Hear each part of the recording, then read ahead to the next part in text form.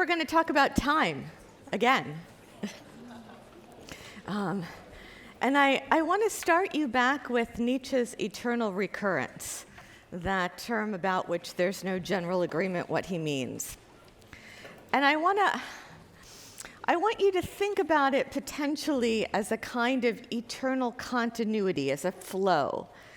This ever-going flow as a dimension of time, as the essence of time, a kind of metaphor of a river in which you're always moving and there's always a connection between past and present. You never get a clean break. A similar idea of time is going to be the topic of today's lecture. So you'll see now as we kind of move forward, I talked to you a bit about how the tension between subjectivity, the self, and the notion of the self and its relationship to the world, and telos, the idea of history moving towards a certain direction, that tension stays all the way through modernity. And now I want you to think not just about telos and subjectivity, but about something closely related to both, and that's temporality. Yeah, how we think about time, timeness. When you start thinking about it, it starts seeming kind of less self-evident than one might have thought. And you'll see as we move forward that in various ways, Hegel, Marx, Nietzsche, Lenin, Bergson, all of these people are going to be preoccupied with time, with an understanding of time, how it works, what it means, how it moves. This will also be related to that distinction between being and becoming. That was crucial to the Romantics, it was crucial for Hegel, is crucial for Nietzsche in different ways. You have to create, you have to act. It's not what you are, it's what you're going to do. And this idea of transformation of movement, of not time is not static, but as becoming. So I want you to think about the relationship between temporality and how it relates both to telos, to historical direction, and how it relates to subjectivity. And there are various ways we can think about temporality and distinctions in temporality. At the very beginning of the course, when I talked about what is modernity, I talked about it as a shift from a cyclical notion of time, a kind of circular notion of time that was focused on the seasons, that was focused on holidays, on time moving in a circle, a cycle, a cyclical notion of time, and a linear notion of time, time having a direction. And it's that dominance of the linear notion of time that is one of the defining aspects of modernity. It's one of the ways we think about, in European history, the break between pre-modernity and modernity. So one way to think about temporality is to think about the relationship between the cyclical and the linear.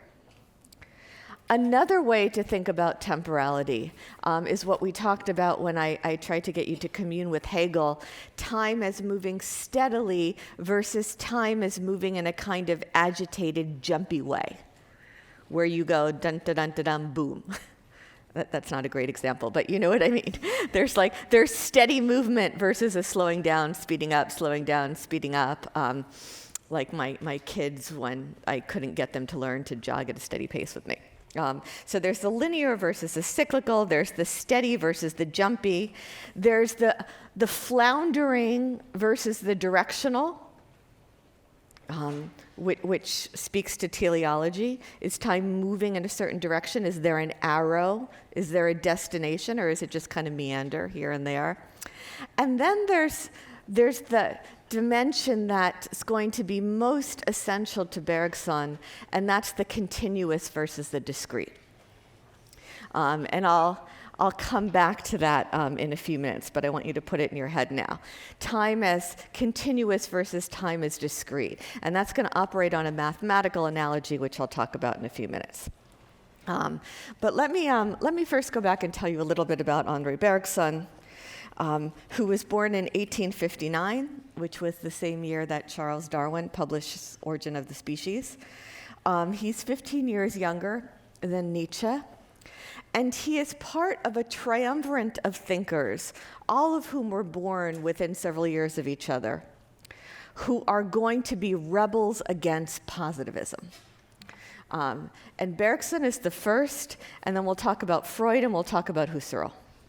And the three of those guys, who were all born, roughly within the same 5 to 10 years, are all going to revolt against positivism. They're going to revolt against this aspect of the Enlightenment legacy in very different ways. But let me remind you a little bit about positivism. That one of the things about the Enlightenment legacy is this idea about how knowledge operates, how knowledge is collected, how we understand the world that goes under this rubric of positivism.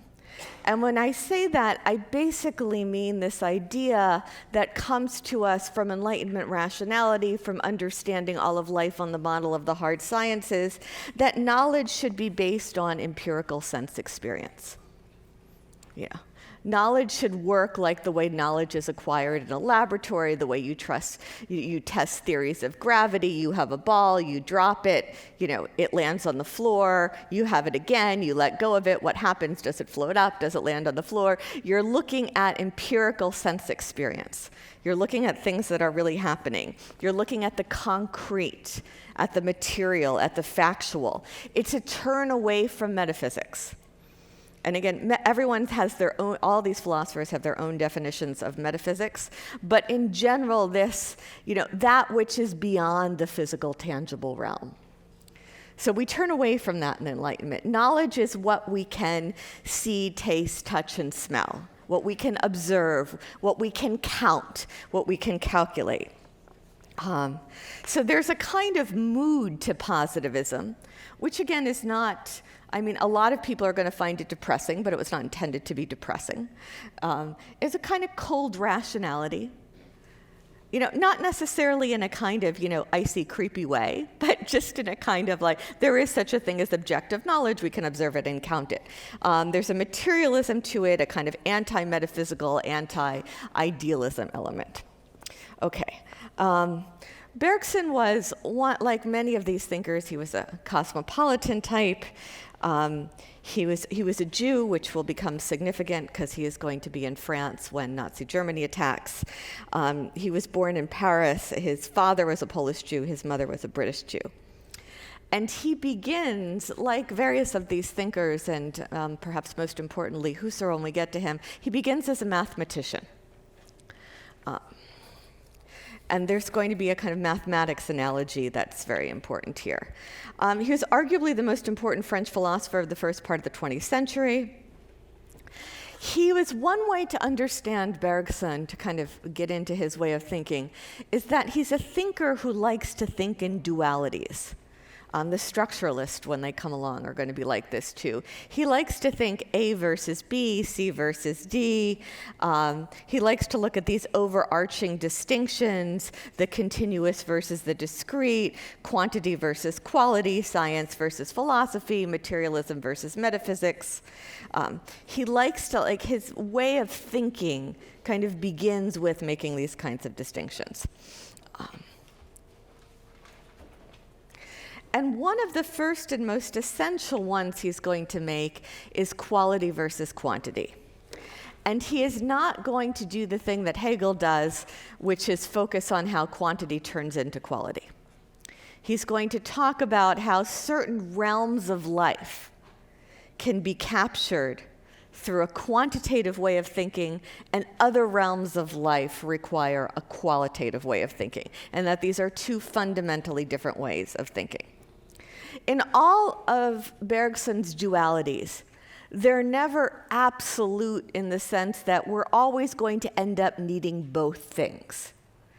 One thing in each pair is always going to be privileged. He's going to like it better. He's going to think it gives us more profound depth, etc. But we're always going to need both. We're not going to be throwing things away.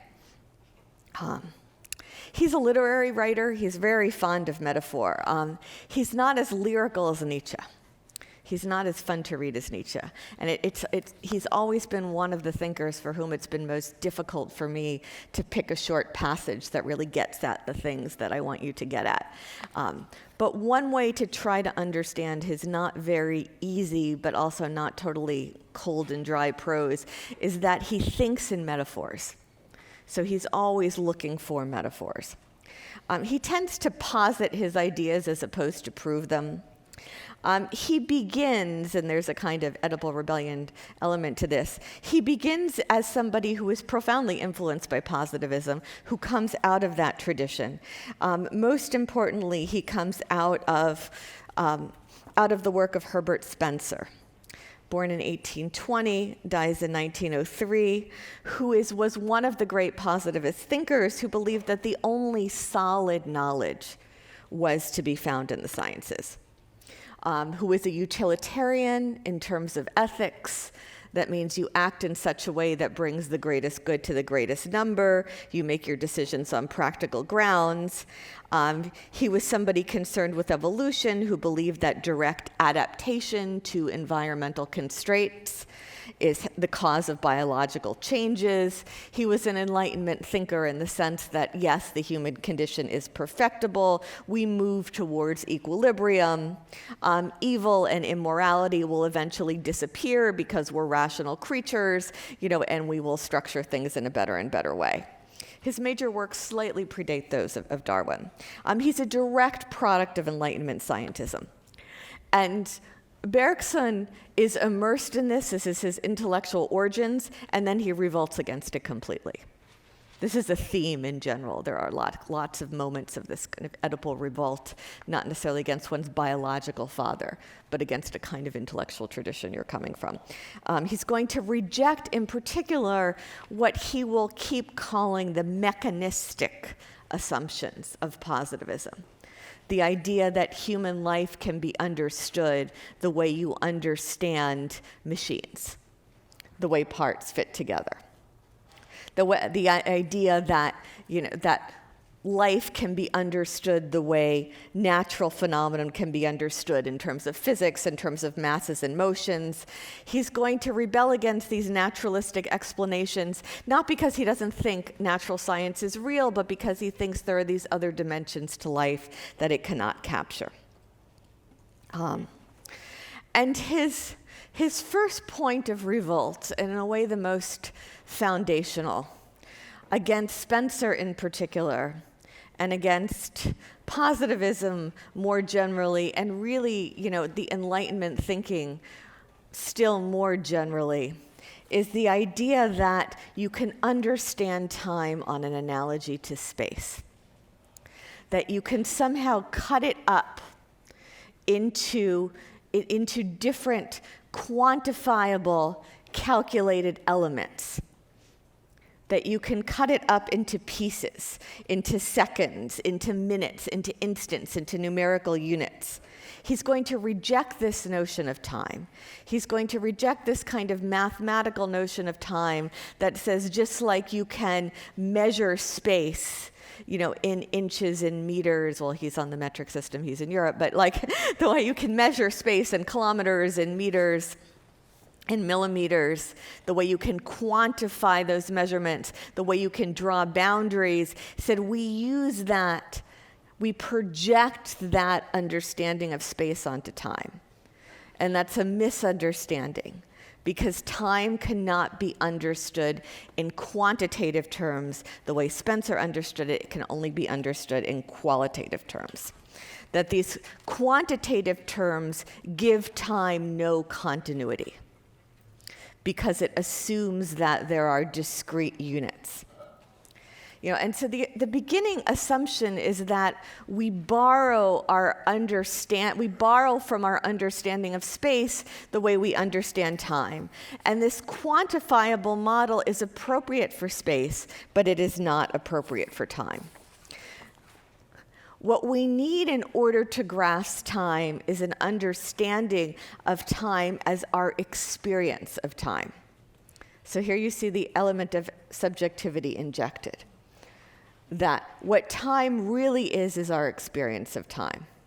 And that is not quantitative. It is dynamic, it is irreversible, it is continuous. It cannot be broken up into units and counted and divided. We have to think about space in a radically different way from the way we think about time.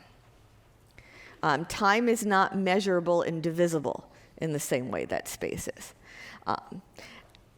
He's going to use the phrase durée. Say time is durée, time is duration. Which again doesn't work quite as well in English as apparently it works in French. I'm not even sure it's the best word for the thing he's trying to get. But time is duration. It's a flow. It's a flow, it's not a point. It can't be separated into points. It can't be represented the way points are put on a line. And he's now going to make this distinction between the measurable and the non-measurable, and the countable and the non-countable, that I think must come from the distinction you make in mathematics and calculus between the continuous and the discrete. And I think even more specifically, coming from Georg Cantor, who is actually somebody who was very close to Husserl and a mentor for Husserl, but perhaps has more direct relevance. We talk about Bergson. And so Cantor was a mathematician in Germany, and he comes up with something in 1878 called the continuum hypothesis in set theory. Now, I talk to you about this with much trepidation because my understanding of math is not great. And I have read a lot about the continuum hypothesis. I've spoken with mathematicians about the continuum hypothesis because there's a moment which it becomes very important also to linguists and to philosophers, and so I wanted to get my head around it, but I don't want to mess up the actual math. But in the simplest form, it has to do with set theory about different kinds of infinity. What does infinity mean? This is a pet topic of my 13-year-old son, who since toddlerhood has been fascinated by this idea of infinity, like how many seconds are there in infinity? But the basic idea is there's the infinity in set theory that is, say, the set of all integers, 1, 2, 3, 4, 5, right? Keeps going on indefinitely. And then there is the infinity that is the set of all points on the number line. So those of you who are actually STEM people will know this much better than I do. The set of all points on the number line in which between, say, 1 and 2 and 2 and 3, there are this infinite number of points. Because there aren't any gaps in a number line, right? Like you're, nod to me if this is making sense, because I realize my talking about math is sort of like, already I'm on shaking ground. So there's the infinity that's a set of all points on the number line, and there's the infinity that's a set of all integers. And the continuum hypothesis deals with the fact that there's no set whose cardinality is strictly between one or the other. The important thing here is the distinction between the set of what is discrete, what is separated from each other, 1, 2, 3, and what is continuous, what encompasses everything between 1 and 2 and between 2 and 3. Does that kind of make sense? Okay. Okay, so this is the crucial thing for Bergson. He says that we think about space as something that is discrete, as something that is countable, whereas time cannot be grasped that way. Time is not like the set of all integers. Time is like the set of all the points on the on the number line. It keeps going. There are no gaps. You can't create a gap. If you try to cut through it, he says it's like putting a knife through a flame. You can't cut through time that way. You can't stop it. There can't be a gap and then you start it. The borders don't work. So this is the central concept for Bergson, this idea of time is continuous. And he will keep coming back to it his whole career from all different directions and describe it in different ways. But basically, it's the idea of the continuous versus the discrete, the measurable versus the non-measurable. And I'll give you some of his quotes. This kind of multiplicity of conscious states is not at all like the discrete multiplicity which goes to form a number. The multiplicity of conscious states is a qualitative multiplicity. In short, he says we must admit two kinds of multiplicity, the one qualitative and the other quantitative.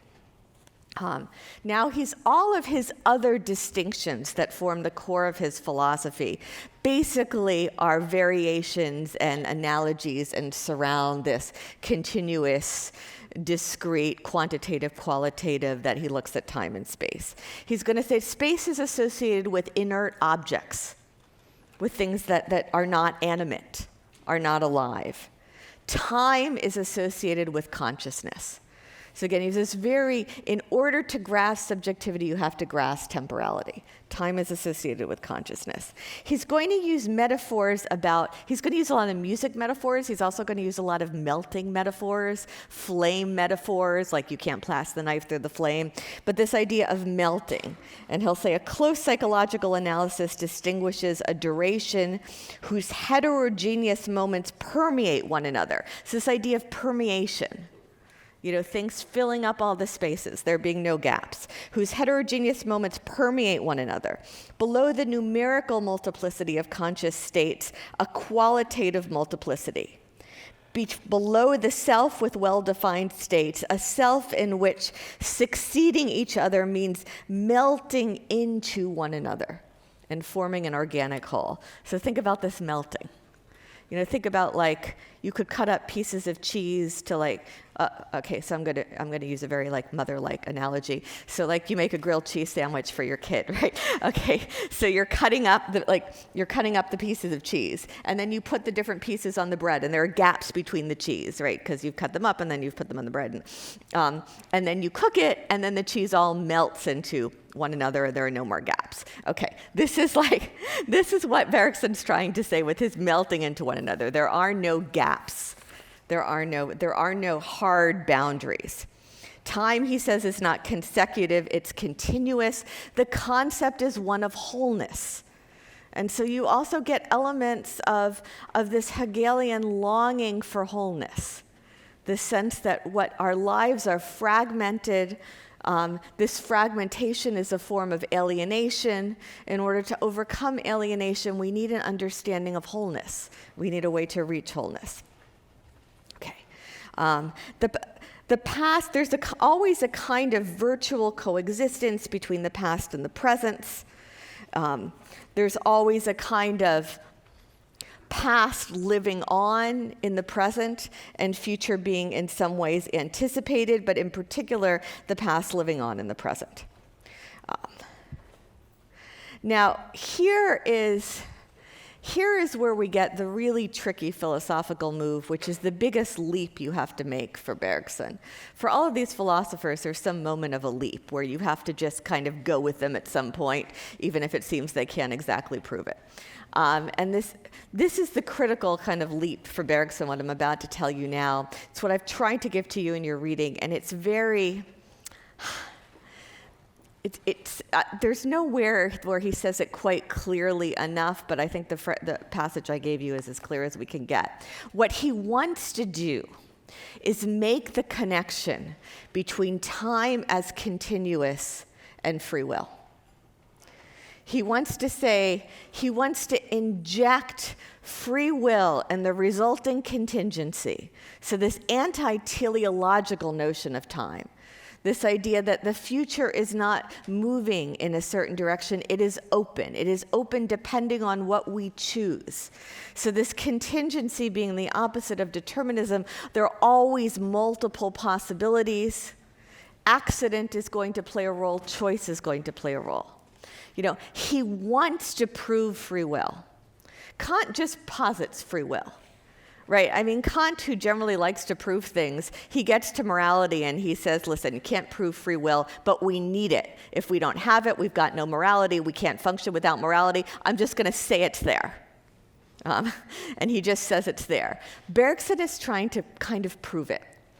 And he's going to say that free will is inextricably yoked to this idea of time as qualitative multiplicity. And this is where his proof gets a little tricky, and I'll keep trying to circle back to it in a couple ways.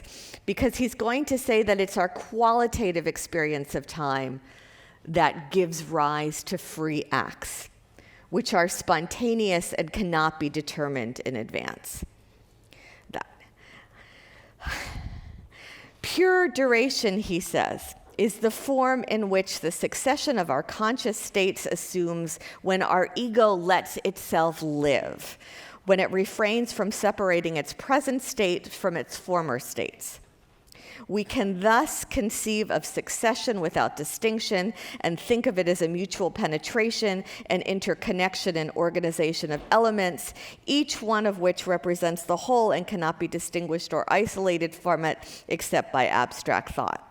This continuing free self is present through the flow of time. And this dynamic flow is a kind of precondition for this self with free will.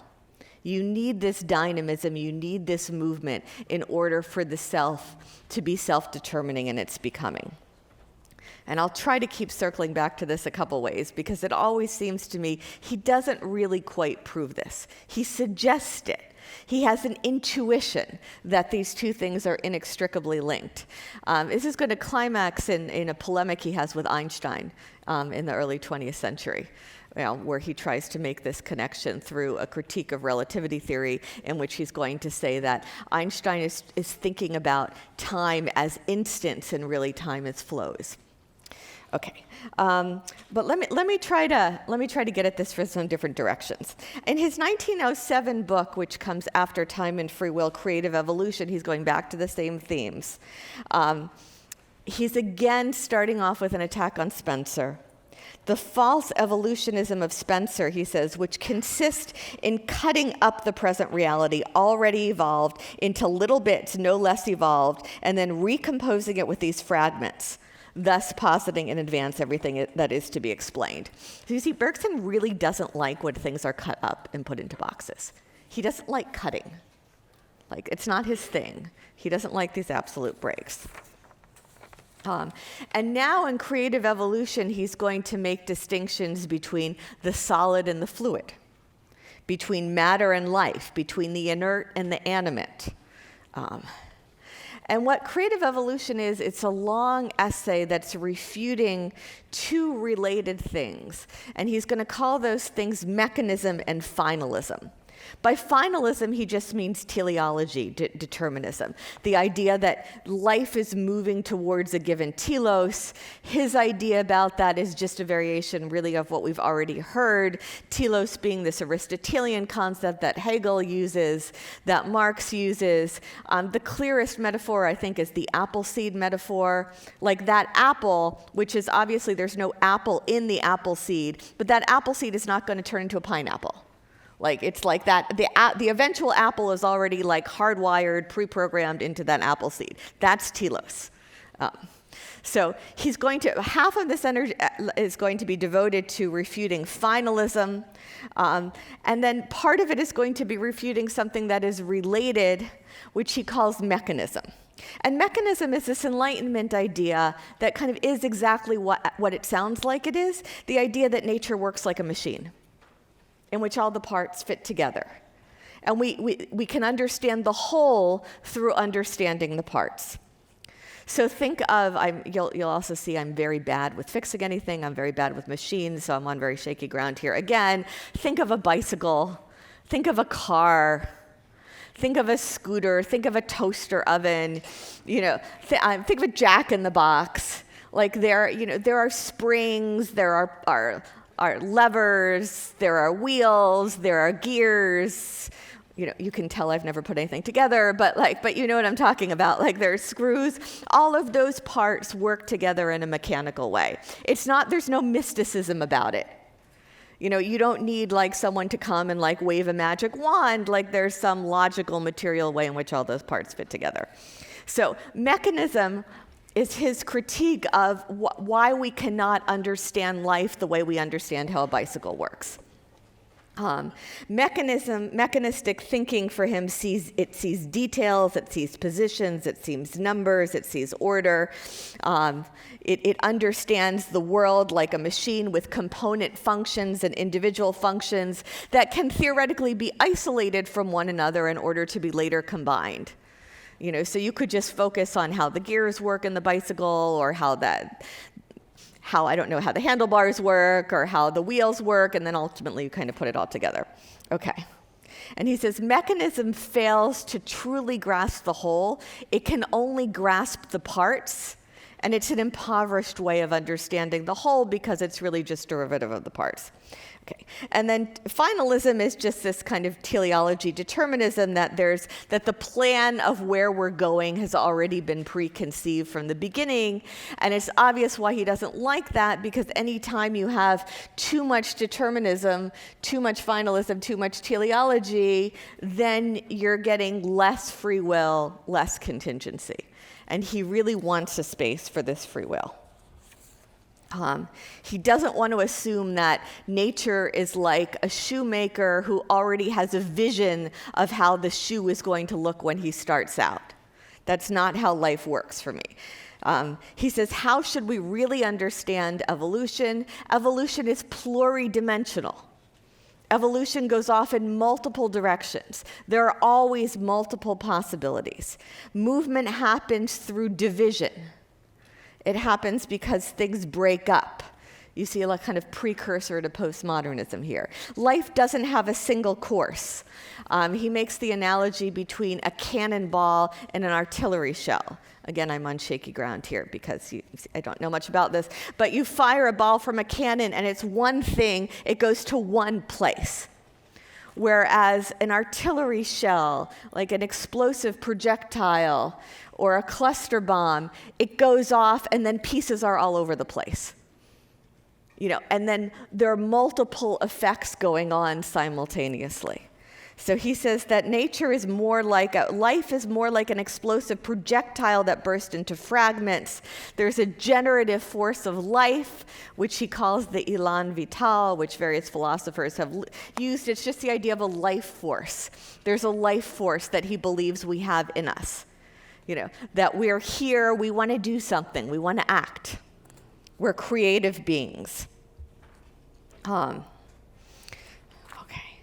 Evolution, he says, doesn't take place according to this pre-planned program. It takes place along divergent lines. Life, he considers, this life force acts on inert matter. We bring things to bear. We shake things up. We move things around. He also uses a metaphor of childhood. He says, a baby's born, there's a child. The child has an indivisible personality. The child is a real subject here and now. But that personality, that being, that self, could go off in all sorts of different directions. It's not predetermined, and it's not predictable in advance. And it shouldn't be. It shouldn't be, because you need space for that kind of creative growth. Life, he says, is choice. It's ceaseless choice. It's continual choice. So he uses this idea of choice, of decision, in the strong sense that the existentialists are going to use it, decisionism. So this basic life force that is acting on life, life that has no a priori plan. Not all movement is forward, and not all movement is unidirectional. Things can go off in all sorts of directions. We must recognize, he says, that all is not coherent in nature.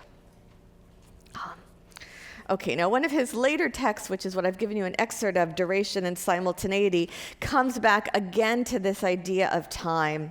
It's a polemic he has with Einstein, which is a very interesting topic. For those of you who know something about physics, you might want to look into this later. I had a great student a few years ago who did a senior essay about the polemic between Bergson and Einstein. But if you don't get Einstein, don't worry, you can still get what I want you to get from this reading. This idea that Einstein is measuring the relativity of time through instants. Time has to be flow. Time has to be flow because that is the only way we can inject it with free will and contingency. Duration, he says, is essentially a continuation of what no longer exists into what does exist. This is real time. This is how time is perceived. And here he says that if we mistakenly think about time the way we think about space, and we think about the past as something that can be carved up, There is no way, he says, to impose that kind of understanding on the past without subliminally projecting that kind of understanding onto the future, as if everything that is unfolded but has not projects onto the future what is yet to be unfolded, as if it were already there and we just can't see it yet, which is what he doesn't want it to already be there. He wants it to be in motion. Okay, so I'll read you a couple quotes. He says, listen to a melody with your eyes closed, thinking of it alone, no longer juxtaposing on paper or an imaginary keyboard notes which you thus preserved one for the other, which then agreed to become simultaneous and renounce their fluid continuity in time to congeal in space. You will rediscover, undivided and indivisible, the melody or the portion of the melody that you have replaced with impure duration. Now, our inner duration, considered from the first to the last moment of our conscious life, is something like this melody. Our attention may turn away from it and consequently from its indivisibility, but when we try to cut it, it is as if we suddenly passed a blade through a flame. We are dividing the unfolded, not the unfolding. We cannot divide the unfolding of time, this uninterrupted solidarity of the before and after that is given in consciousness as an indivisible fact. Real time, he says, is thick, it has no instants. And then there's this long passage that I put on your handout where he says the spatializing of time dissolves contingency and with it our creative agency. And he says, we cannot convert into space the time already elapsed without treating all of time the same way. The act by which we usher the present into space spreads out the future there without consulting us. To be sure, this future remains concealed from us by a screen. But now we have it there all complete, given along with the rest. Indeed, what we have called the passing of time was only the steady sliding of the screen and the gradually obtained vision of what lay waiting globally in eternity. Let us then take this duration for what it is, for a negation, a barrier to seeing all steadily pushed back. Our acts themselves will no longer seem like a contribution of unforeseeable novelty. They will be part of the universal weave of things given at one stroke. We do not introduce them into the world. It is the world that introduces them ready-made into us, into our consciousness as we reach them. Yes, it is we who are passing when we say time passes. It is the motion before our eyes which moment by moment actualizes a complete history given virtually. Such, he says, is the metaphysics immanent in the spatial representation of time. That's what we have to reject. That's all that's subliminally present when we spatialize time. Real duration, he says, is experienced. We learn that time unfolds, and moreover, we are unable to measure it without converting it into space and without assuming all that we know of it to be unfolded. But it is impossible, he says, to mentally spatialize only a part. And this is the tricky move. The act once begun by which we unfold the past and thus abolish real succession involves us in a total unfolding of time. Inevitably, we are then led to blame human imperfection for ignorance of a future that is present. That is the key passage. Again, it seems to me he posits there more than he proves, but it's on your handout. So I think that is as clear as he ever gets in trying to make this argument about the connection between free will, contingency, and the continuity of time. Okay, I want to tell you just a couple more things in the last 10 minutes. The last of these distinctions that he likes to make that I want you to know is between intellect on the one hand and what he will sometimes refer to as instinct, or in its more sophisticated form, intuition, on the other hand. So this, intellect versus instinct. We need both of them, but one is superior to the other. Intellect, he says, is intended to think inert matter. Intellect is appropriate for a certain kind of rational positivistic thinking that thinks about material things. So when he's anti-mechanism, he doesn't mean that, we should get rid of all the bicycles. It's like our intellect that allows us to look at how the parts of a bicycle fit together and think about them in terms of parts going into a whole, that's fine for a bicycle. It's fine for some things. Those are not the things he finds most exciting or most profound, but they're important. They're not trivial. So intellect is intended to think matter. It thinks inert matter. It sees and analyzes in pieces and parts, in what is separable. He sees and analyzes in components. You see in Bergson this, also what you see in Hegel, this longing for wholeness.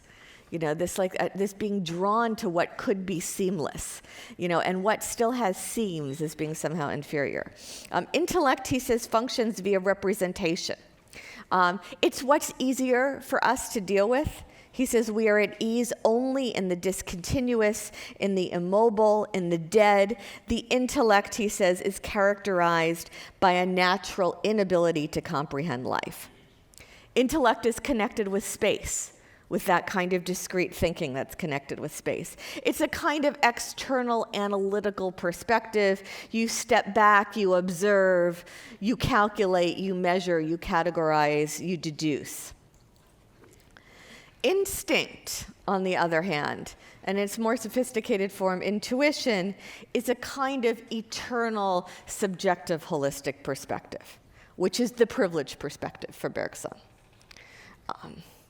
Instinct, he writes, is molded on the very form of life. While intelligence treats everything mechanically, instinct proceeds, so to speak, organically.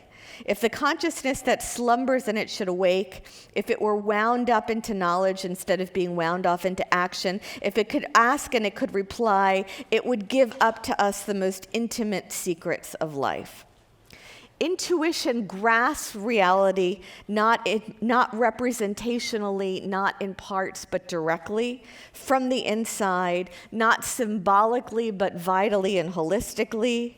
It apprehends multiplicity, not in pieces, but at a stroke, as a whole. It's connected with time. So instinct and intuition are turned in opposite directions, the former towards inert matter, intellect towards inert matter, and then intuition towards what is organic, towards life. The duality of consciousness requires both intellect and intuition, this kind of double form of the real. Intuition we can think of as a kind of completeness rather than a rejection of intellect. All thinking minds possess intuition. It's one of the things that's special about us as human beings. And if we reject it, we only embrace the kind of intellect that is connected with mechanism. It's an impoverished way of grasping the world. Mechanism and finality, a kind of exclusive focus on intellect, is a way to deprive the world of creativity. I want to say just a couple things on an essay he writes that's very famous and is somewhat on a separate topic, called Laughter, an essay on the meaning of the comic, which he writes in 1900, which became very important in the creative arts. And I don't have time to dwell on it too much, but I want to at least note it, because he's looking at the function of laughter, and he's looking at what is comic, what is funny, what can be made fun of, what can be laughed at. Well, it has to do with what is not self-aware, behavior that is not self-aware. What is humorous is what is not self-aware. And then what function does laughter have? Well, laughter is going to have a function for Bergson that is going to break up a kind of mechanism.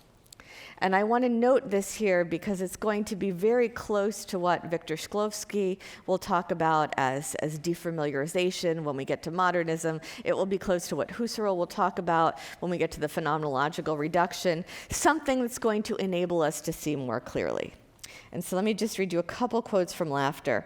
He says, so art, whether it be painting or sculpture, poetry or music, has no other object than to brush aside the utilitarian symbols, the conventional and socially accepted generalities. In short, everything that veils reality from us in order to bring us face to face with reality itself.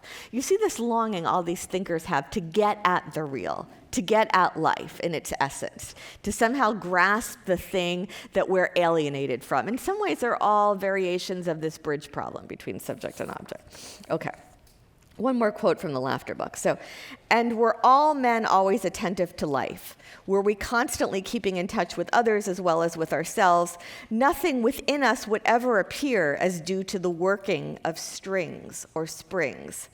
The comic is that side of a person which reveals his likeness to a thing, that aspect of human events which, through its peculiar inelasticity, conveys the impression of pure mechanism, of automatism, of movement without life. Consequently, it expresses an individual or collective imperfection which causes for an immediate corrective. This corrective is laughter. A social gesture that singles out and represses a special kind of absent-mindedness in men and in events.